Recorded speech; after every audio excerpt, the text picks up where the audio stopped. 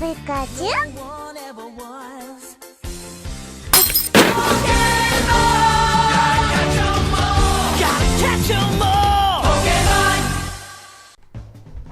So I have finally finished this bastard of a game, and I thought it'd be quite appropriate to give my thoughts on it.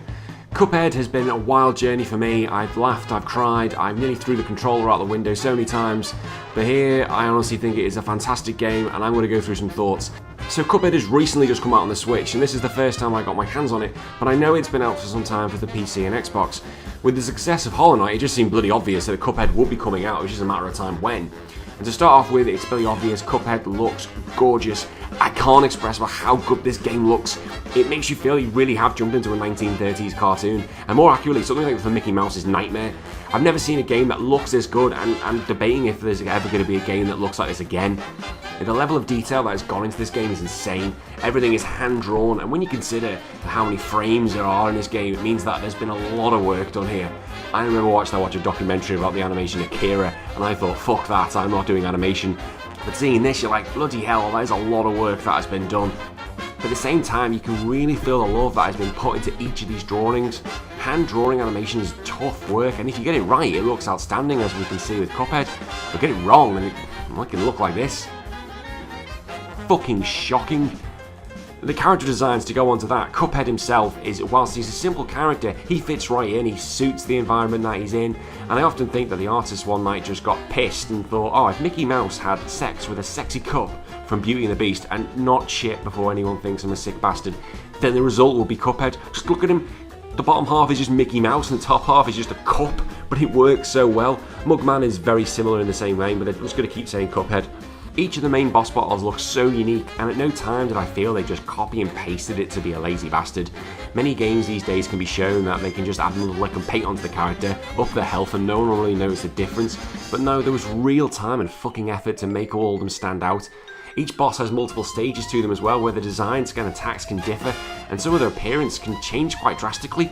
Like, there's one boss where you start off fighting two boxing frogs, and all of a sudden it becomes a fucking slot machine. Like, how the fuck does that make sense? But the game isn't going to explain it. Fuck does it. Cuphead does what the fuck it wants and when it wants, and sometimes I honestly feel the artist was smoking crack or something, but it works so well. But you also just got to look at, it's the music.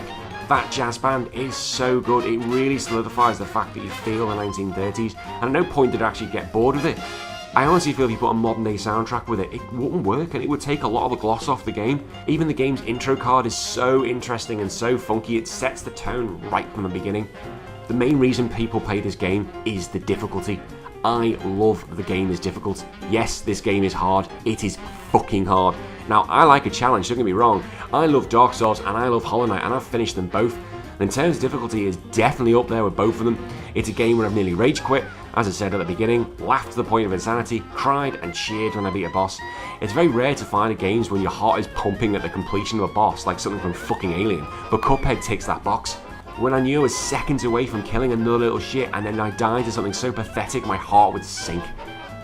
But then I keep going back again and again just to get over that wall.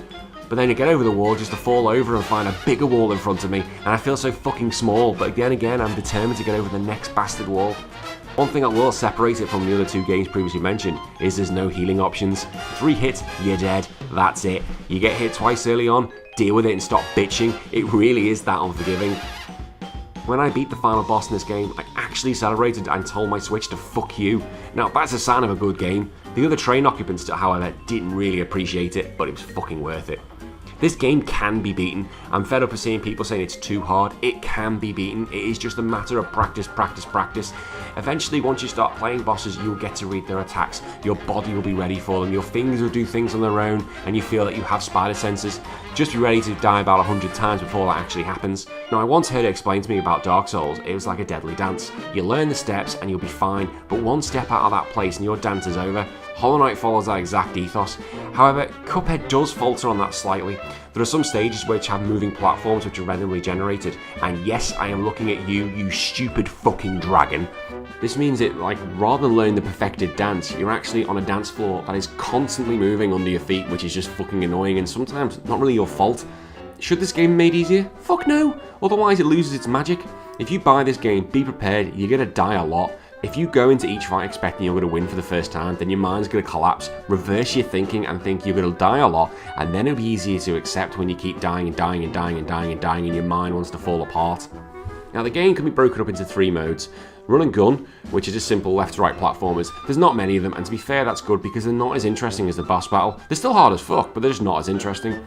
Plain levels take you to the sky and you can bomb the fuck out of airborne bosses and just be ready for the dickhead robot. Honestly, just fuck your first stage. Just fuck your first stage. Then there's the normal 1v1, and they are fantastic. They go from everything to, say, slot machines, to you jumping on card dices, to fighting the devil himself. I can't get enough of how good they are. I just can't. They are fantastic, and some of them are some of the best bosses I've ever seen. Most creative, most fun, and most gorgeous, but each time you feel like it's completely different when you play them. Now, another thing I've heard people grumble about is the parry system. When you do a double jump off anything pink, yeah, to be fair, I can see that, because when you first start, and if your timing's off, it'll be confusing as shit, but practice does make perfect, and by the end, when you learn how to use it, and use it well, it comes off, and it gets to the stage where you have to use it, because there is one boss near the end of the game, where if you do not learn how to use his ability, you're fucked. You're absolutely fucked, so you've got to get used to using it. As I said, once you do get hang of it, it makes the game a lot better.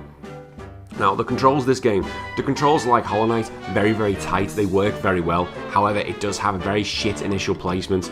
Once you get the better configuration, you're completely set. Cuphead's very responsive, and the game works on him. You know, it makes it feel like you are actually a part of him, and any mistakes that happen are because of you, rather than him. Very much the same as Hollow Knight, very much the same as Dark Souls. Now, due to how the Switch is set up, it feels right at home, and it's amazing that this hasn't come earlier. Games like this will strive on consoles such as the Switch, and just remember to change the fucking button configuration and you're fine. Cuphead is not a particularly long game. Well, it might be if you shit at it, but it's very easy to pick it up, and its level-based system is very great for playing, especially with the Switch. Battles last no more than 5 minutes at a time, so it's really one you can play on your travels or just to kill some free time. The only problem is being on the Switch is you can't throw the thing out the fucking window because you're frustrated, and if you break the screen on the console, don't get me wrong, you're done. That's the end of the Switch, and don't get me wrong, I wanted to get rid of that console so many times because of the fucking bosses. Now, I'm going to go through all the bosses one by one, just to give you my opinion of each one.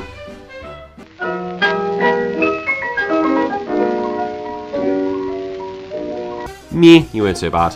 Meh, not so bad.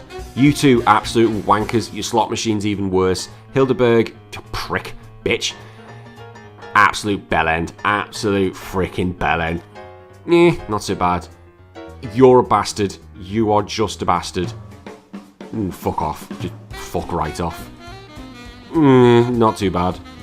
You are the biggest wanker in gaming history. The biggest wanker. Fuck you.